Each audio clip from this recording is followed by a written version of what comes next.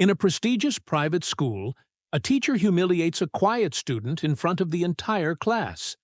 Little did she know, this student was Barron Trump. What happened next will shock you. The classroom is part of an elite private school, one of the top institutions known for shaping future leaders. It's a prestigious place, filled with students from powerful families. The walls are lined with books.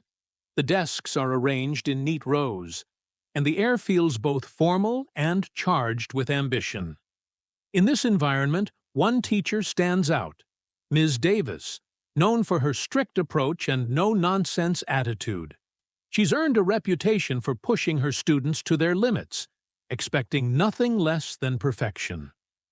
Her stern eyes scan the room, always ready to call out anyone who doesn't meet her high expectations. Then there's Barron Trump. He's different from the other students, quiet, reserved, and always keeping to himself. Barron isn't one to seek attention. He doesn't raise his hand often or try to stand out in class. He prefers to stay in the background, working diligently without drawing any notice. His presence is subtle, but it's clear to anyone paying attention. He's not like the others. Ms. Davis is the kind of teacher who commands respect the moment she steps into the classroom. With a sharp gaze and an even sharper tone, she holds herself as the undisputed authority. Every student knows that under her watch, there's no room for mistakes. Her reputation precedes her. Known for her demanding standards, Ms. Davis has built a name for herself as a teacher who will push her students to their limits. The school administration admires her strict methods, believing that her tough love approach helps build the next generation of leaders. But there's a catch. While Ms. Davis's expectations are sky high, her empathy is nearly non-existent. Her lessons focus solely on academic achievement and discipline, with little regard for personal struggles or individual needs. Her eyes are always on the goal: perfect results. Students who falter or seem to lack ambition are often met with impatience. And those who fall behind, well, they become the subjects of her frustration. Some might say she's a master at getting things done, but her lack of warmth often leaves students feeling like they're just another name on her roster. Her classroom isn't a place for emotional support, and it's clear to everyone that she doesn't have time for softness. In fact, it's almost as if she sees empathy as a weakness, a distraction from the academic excellence she strives for. But despite her reputation for being tough, Ms. Davis is unbending. She refuses to adjust her teaching style to accommodate the varied needs of her students. And this is where the trouble begins. While some students thrive under her methods, others suffer. And Barron Trump, with his quiet, reserved nature, is one who doesn't fit into her mold. The moment she notices his reluctance to engage, she assumes it's a lack of effort, not understanding the deeper reason for his quiet demeanor. It all started on a seemingly normal day in class. The students were seated at their desks, the murmur of whispers filling the room as Ms. Davis stood at the front, preparing the lesson. But the tension was always palpable in her class. One wrong move, and you could find yourself in her crosshairs. "Barron!" Ms. Davis called suddenly, her voice cutting through the room like a knife.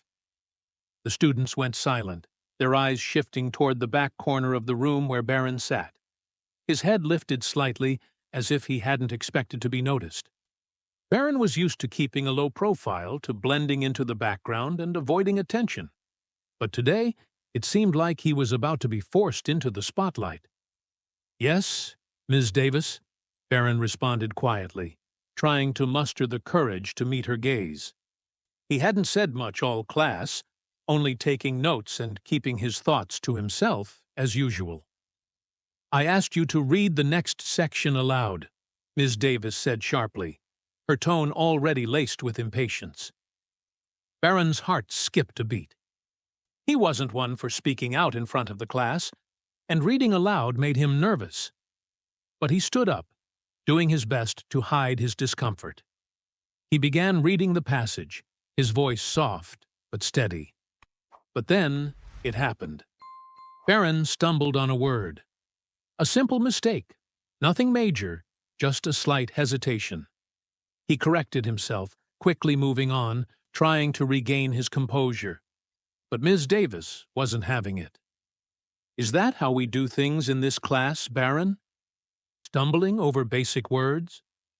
"What's wrong with you?" she snapped, her eyes narrowing as she looked down at him. The room fell even quieter. Barron froze. His cheeks burned with embarrassment as every student's gaze seemed to pierce through him. Teacher's words echoed in his mind like a cruel reminder of how out of place he felt. "I expect better from you, Barron. You're capable of more, but you clearly don't care. Maybe if you spent less time staring off into space and more time paying attention, you'd actually be able to contribute," Ms. Davis continued, her voice rising with every word. Her harsh criticism cut through the room, leaving Barron standing there, red-faced and humiliated. The students exchanged uncomfortable glances. Some giggled awkwardly, unsure how to react. Others shifted in their seats, feeling sympathy for Barron, but too intimidated to speak up. It was one of those moments where everyone knew something wasn't right, but no one had the courage to say anything. They all just sat there, paralyzed by the tension. Barron, however, didn't say a word. He stood there, his hands gripping the edges of the desk as if holding himself together. His heart was pounding, but he remained outwardly calm, almost too calm. His voice was barely a whisper as he mumbled, "Sorry, Ms. Davis." Inside, however, Barron was anything but calm. His stomach twisted in knots, and his mind raced, replaying the moment over and over. But he didn't lash out. He didn't raise his voice or defend himself. That wasn't his way. He simply sat back down, trying to disappear into the safety of his seat, hoping that the moment would end as quickly as possible. Ms. Davis, on the other hand, seemed satisfied with her correction. She returned to the lesson as if nothing had happened, leaving Barron to quietly absorb the sting of her words. And for the rest of the class, there was an unspoken understanding. No one dared speak of the incident. It was just one of those moments that lingered in the air, too uncomfortable to address. Ms. Davis didn't see Barron as someone to be pitied. In fact, she didn't think much about him at all, except when it came time to discipline. In her mind, he was just another student, albeit a quiet one, who wasn't living up to her high standards. She prided herself on being tough, on challenging her students to reach their full potential. The idea that one of them could be failing, especially in such a subtle way as Barron was, drove her to frustration. To Ms. Davis, discipline was everything. It was the key to success, the method through which students would grow, thrive, and eventually become leaders. She had no tolerance for those who didn't show enough effort, who didn't make the most of their opportunities. To her, weakness was something that had no place in her classroom. She saw herself as a vessel for creating excellence, shaping the future generation of powerful, successful individuals. And that was why she pushed so hard. Sometimes too hard. But she didn't understand Barron's quiet nature. To her, it was a sign of disrespect. She couldn't comprehend why he didn't engage the way the other students did. Why didn't he raise his hand to answer questions? Why didn't he speak up when she called on him? In her eyes, a student who didn't speak up, who didn't jump at the chance to show what they knew, was either too lazy to try or too proud to care. She assumed Barron fell into the latter category. Perhaps he thought he was too good for her class. Perhaps he believed his last name gave him some sort of entitlement. These thoughts ran through her mind as she reprimanded him, never stopping to consider the truth. Barron wasn't arrogant. He wasn't disengaged because he didn't care. He was simply introverted, quiet, and deeply thoughtful. But Ms. Davis couldn't see that. She only saw what she perceived as a lack of effort. And that was something she couldn't tolerate in her classroom. Her method was simple. If a student wasn't working hard enough, you pushed them harder. She believed that public humiliation was sometimes necessary to wake them up, to show them the error of their ways. If Barron didn't want to participate, she'd make him participate, even if it meant embarrassing him. To her, it wasn't personal. It was about getting results. And she believed that, in the end, Barron would be better for it. What Ms. Davis failed to realize was that her methods were only pushing Barron further into his shell. Every harsh word she threw at him, every time she belittled his efforts, made him retreat more. He wasn't weak or lazy. He was simply a young man struggling with social anxiety and trying to find his place in the world. But, in Ms. Davis's eyes, there was no excuse for that. A student was either performing or they weren't. And Barron wasn't. She didn't know Barron's story. She didn't know that his quiet demeanor was not a sign of disrespect, but of discomfort. That he came from a family where being in the spotlight wasn't always a choice, but something that came with the territory. His life, while outwardly glamorous, came with its own pressures. He wasn't just some rich kid playing in the back of the class. He was a teenager trying to navigate an entirely different set of challenges. Challenges Ms. Davis would never understand. But, to her, Barron was just another student to mold, another challenge to tackle. The fact that he didn't fit into her framework was, in her mind, a failure of his, not hers. Her confidence in her teaching methods was unshakable. She felt justified in everything she did because, to her, she was preparing her students for the real world. Tough love was her motto, and she applied it without hesitation. She told herself that if Barron didn't want to engage, she would make him engage. If he couldn't handle the pressure, maybe he wasn't cut out for the challenges that would come later in life. In her mind, she wasn't being cruel. She was being honest. What she didn't realize was that in the process of toughening him up, she was breaking him down. Her harshness wasn't motivating Barron to work harder. It was making him more withdrawn, more unwilling to speak up, more uncomfortable in an already difficult situation. But Ms. Davis couldn't see it. She thought Barron's silence was a sign of his privilege and apathy, not an indication of something deeper. She had no idea that the student she had just humiliated was the son of Donald Trump. To her, Barron was just another face in the class, quiet, distant, perhaps a little aloof, but nothing more than a student who didn't meet her standards. She didn't care who his parents were, and frankly, she didn't need to. To Ms. Davis, Barron was just one of many students she was molding, preparing for the world outside the walls of the classroom. The day carried on, and as the bell rang signaling the end of class, Ms. Davis gathered her papers and headed toward the staff lounge. She had already pushed Barron to the back of her mind, focusing on the next lesson she needed to prepare. But as she walked down the hallway, she couldn't escape the unsettling feeling that something wasn't quite right. Something about today felt different, but she couldn't put her finger on it. It wasn't until she walked into the staff room that the truth hit her. One of the administrators, Mr. Patterson, was standing by the coffee machine, chatting with a few other teachers. Ms. Davis smiled politely as she grabbed a cup of coffee, then overheard him mention something that made her stop in her tracks. "Did you hear? Barron Trump is in Ms. Davis's class," Mr. Patterson said casually. "You know, the son of Donald Trump? I've heard he's been a bit quiet lately, just like his father. The kid's a bit of a mystery, isn't he?" The words hung in the air, slowly sinking into Ms. Davis's mind like a heavy weight. Barron Trump, the son of Donald Trump? At first, Ms. Davis didn't believe it. She thought it was some sort of joke or misunderstanding. But then, she caught the shocked look on the faces of the other teachers in the room. No one was laughing. No one was joking.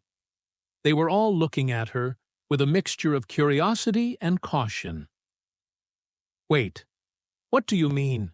Ms. Davis asked, her voice suddenly much quieter than before. Her pulse quickened. She felt a knot form in her stomach.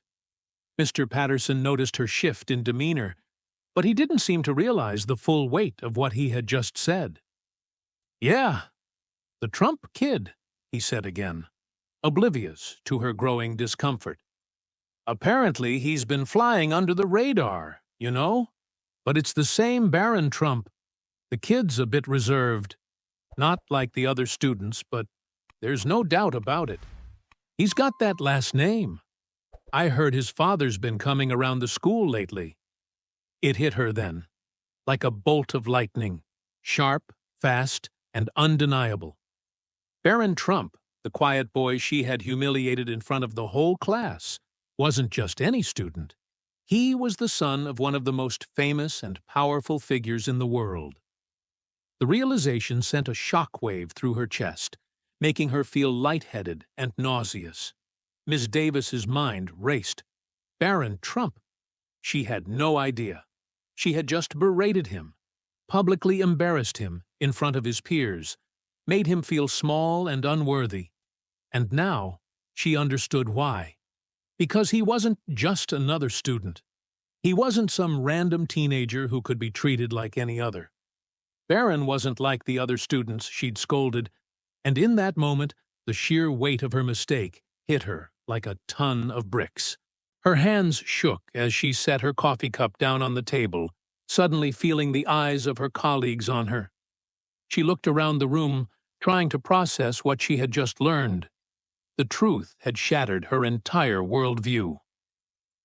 Barron Trump, the quiet, reserved kid she had humiliated, was a member of one of the most powerful families in the world. Her face turned pale. She felt her arrogance crumbling beneath her. How could she have been so blind, so self-righteous? She thought she was doing what was best for him, that her harshness was just a necessary lesson. But now she saw it. The cruelty of her actions, the carelessness with which she had treated him. She felt a deep, gut-wrenching regret wash over her. The realization hit harder than anything she had ever experienced in her career. Her reputation, her methods, everything she had built her teaching style on, suddenly felt hollow and misguided. Barron wasn't just any student. He was someone's child, someone important, someone who didn't deserve the treatment she had subjected him to. But now, it was too late to take it back. The weight of her mistake was suffocating. Ms. Davis had always prided herself on being in control, on having the right answers. She was the teacher, the one who guided her students with her expertise. But now, she was the one who needed guidance.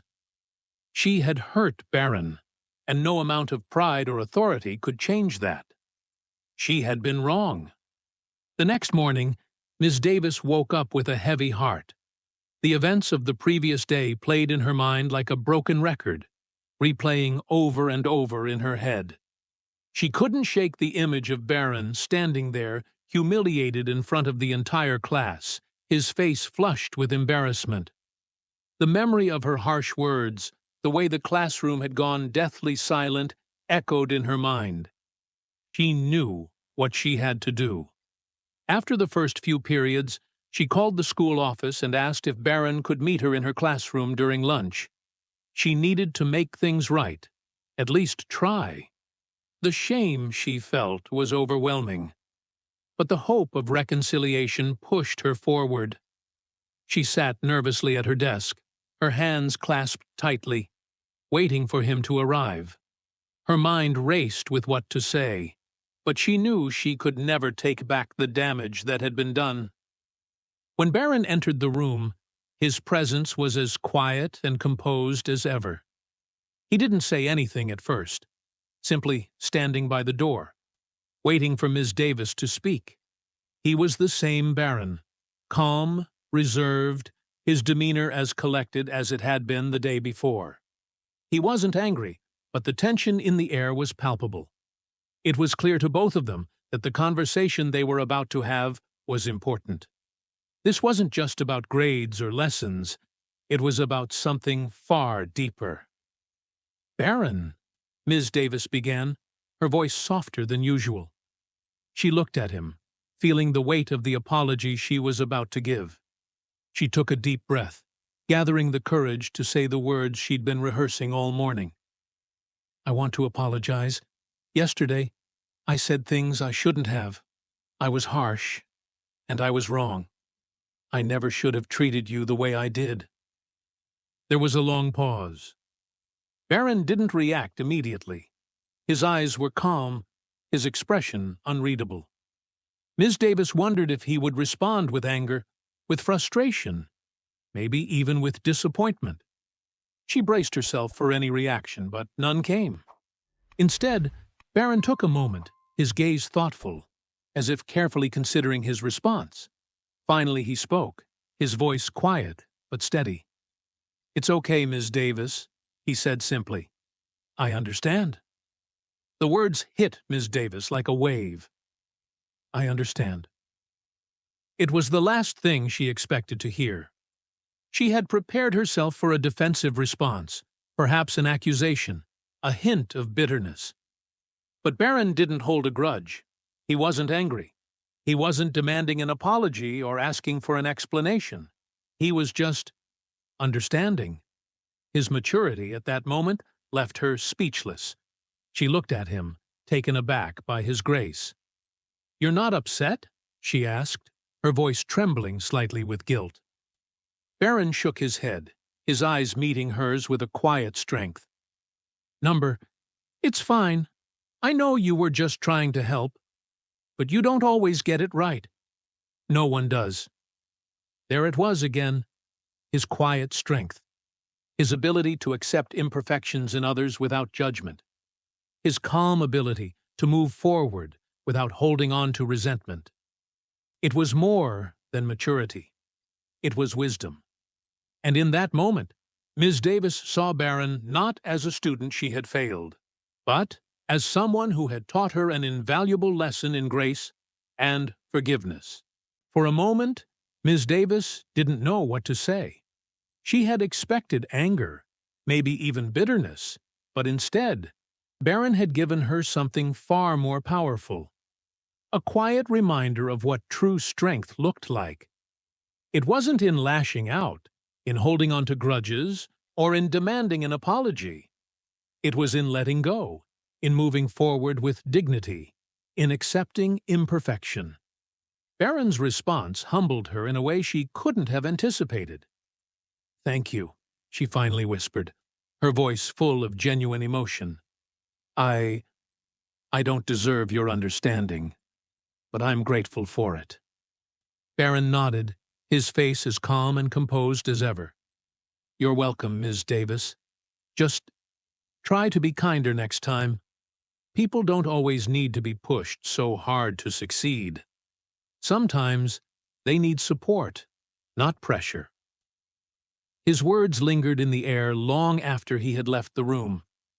Ms. Davis sat there, processing everything he had said. Barron hadn't just forgiven her. He had shown her a better way to teach, to lead, to guide. He had reminded her that strength wasn't in control, and that sometimes the best way to help others was by meeting them with kindness and understanding instead of harshness. And in that moment, Ms. Davis made a silent promise to herself. She would never again let her arrogance cloud her judgment. She would do better. The bell rang again, signaling the end of the school day. Ms. Davis sat quietly at her desk, the empty classroom around her echoing with the weight of her thoughts. The lesson she had learned from Barron Trump wasn't just about an apology or making amends. It was about something deeper, something that would stay with her for the rest of her career. As the students filed out of the classroom, she remained seated, her mind still on the conversation she had had with Barron. He had shown her a side of leadership she hadn't considered before. Leadership wasn't about control or authority. It was about understanding, patience, and empathy. He hadn't reacted with anger. He hadn't held a grudge. Instead, he had responded with the kind of quiet strength that left an indelible mark on her heart. For the first time in a long time, Ms. Davis found herself questioning her approach to teaching. She had always believed in the importance of discipline and structure. She had prided herself on being tough, believing that the world was harsh and that students needed to learn to toughen up. But now, she saw the flaw in that thinking. Not every student responded well to pressure and harsh words. Some needed encouragement. Some needed to feel heard, to feel seen, before they could truly thrive. The truth hit her hard. She had been wrong. She hadn't taken the time to understand Barron, to see him as more than just another student in her class. She had assumed that his quiet demeanor was a sign of disrespect or lack of interest. But Barron had shown her that sometimes silence wasn't a sign of weakness. It was a sign of strength. Ms. Davis leaned back in her chair, reflecting on the lesson Barron had unknowingly taught her.